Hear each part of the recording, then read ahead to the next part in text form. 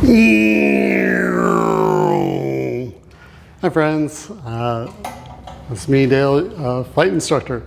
Happy to answer more of your questions. My last video I received a few questions, thank you by the way, about what is the difference between a Part 61 and a Part 141 program. So I am happy to talk about that. Now, if through this I accidentally say 91 instead of 61 or 121 instead of 141, all I'm talking about today are 61 and 141, and I just make that mistake sometimes. So to get going, what's the difference?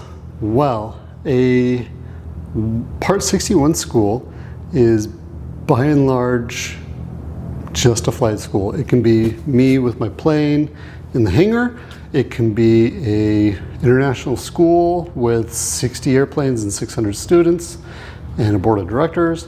It can be an accelerated pilot factory, whichever. 141, however, has to go to the FAA and get their office, their instructors, their curriculum, and their airplanes approved. So to that, there's a known quality or known standard that the 141 has and can operate at. So within the FAR-AIM, there is about 57 pages dedicated to 141, which you can cross-check me on and reference and say, well, actually, and tell me all about it. But all the distinctions for the 141 are in there. Now, I made a whiteboard. So let's go through it real quick. Back and forth, the benefit and the con for the 141 is its structure. So if you need a structure, magnificent.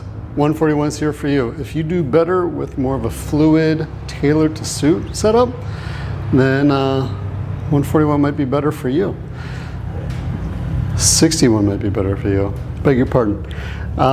So 61 offers flexibility, tailored to suit.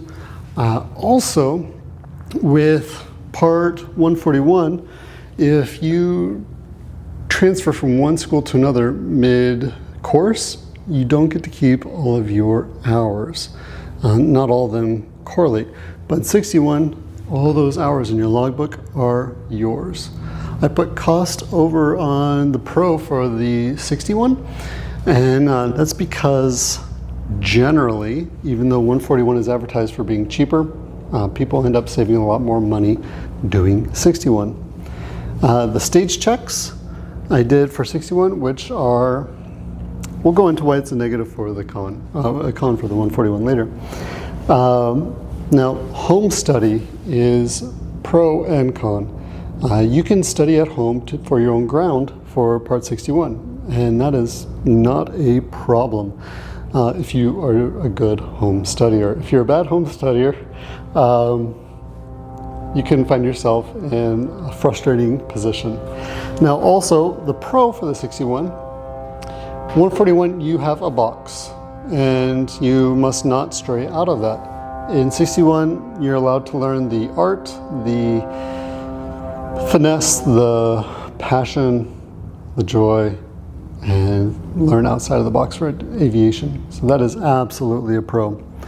The con for 61, you could be signing up for anything. There are plenty of thieves that run flight schools, that milk students, that take advantage of them, that are looking at their cash cows, their golden geese, and want to keep them. So like, you could stumble into that, honestly, in both, but it feels like it's more of a threat in the con. But I've seen it on both sides. There are unset standards, so you may end up with a tremendous flight instructor, a tremendous flight school, but that's not guaranteed. And then there's less oversight by the FAA, which plus minus. So if you're flying with me and I'm taking you out, I could have the oversight, or I could have just accidentally not teach you about stalls and say, you're good to go, take your test, and then on the day of your test, you don't know what a stall is. So that's the threat about a 61. Part 141, the Pro, the known curriculum. When you show up, they'll say, here is all of your literature. And at that point, you can start studying it right then and there. You know what your lesson 1 is going to be, your lesson 2, lesson 3.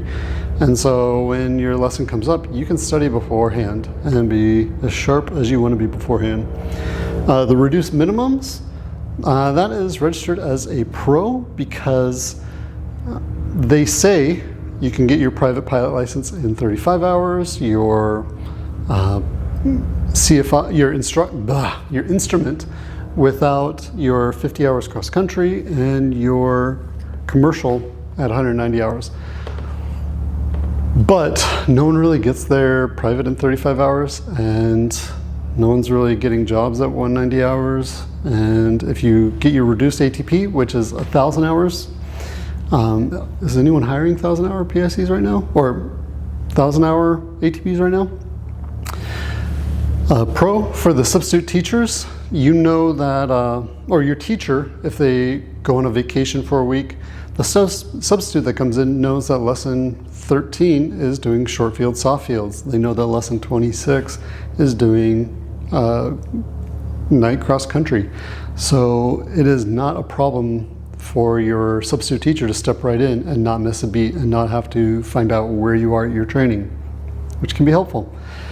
The GI Bill will help pay for only 141, not 61.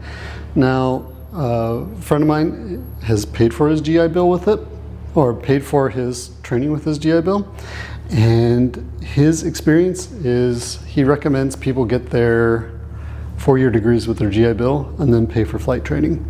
I've had a lot of experiences with the GI Bill, not personally for my own, but for students, and it's the government. Also, some scholarships and some loans require a 141, and they can also be paid through school as tuition if you're going through Bozeman or some community college. They'll often have a flight program, which your tuition scholarships could pay for it. Cons, into the rigidity in that you will do lesson 5 after lesson 4, and you cannot switch around. Your hours don't necessarily trade from one school to another. So if your school goes out of business, if your school goes bankrupt, or you have to move for some reason, and you're mid-rating, then only a fraction of your hours will transition.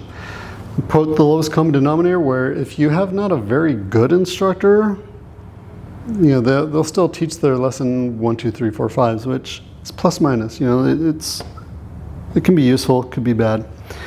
Your ground, you will be doing their ground as they see fit. So for my instructor, he said had to do 4 hours of ground for every hour in the air, and that made it much more expensive. And also permanent record. So if you have a stage check, every rating is divided up into about 3 parts. For private, it's typically your solo for stage 1, your solo cross country for stage 2, and preparing for your test for stage 3. And there's a check that you have to go through with a advanced instructor each time to show that you're ready to move on. Now, if you are doing a 141 program and you fail that line check or the stage check, that's on your permanent record. So as you go to your future job, being corporate or banner towing or blimp flying or airlines, and they say, oh, we see that you have failed your second stage check. Tell us about it. And did you fail because of big fish and little pond reasons? Or did you fail because you messed up? Or you weren't ready to move on and your instructor told your boss you weren't ready, but they said too bad, they've done lesson 9 twice, they have to go on to their stage check. So what works best for you? Personally, I've seen a number of students get hung up before their solo. So they'll do lesson 1, 2, 3, 4, 5, 6, And lesson 7s are solo and they're not quite ready for it, so they'll do 6 over and over and over again until they're safe and ready to solo. But will the 141 always allow that? Sometimes they'll be forced to do their stage check and fail, and then they have to be retrained and retested. And if they keep failing, that's too many failures that show up on their permanent record, which can be explained, but has to be explained for an interview. So, did I forget things? Do you prefer one over the other? Do you have stories, preferences, questions? Let me know. Anything you didn't like that I said, anything you wish I added, please, please, please let me know. And hopefully this helps you in choosing a school or choosing a program. For the sake of conversation, I went to the school on the field here and said, hey, do you guys do 141? And they said, we do. Can you teach it Part 61? They said, we can. So fantastic. Let me know what you end up choosing. Yeah.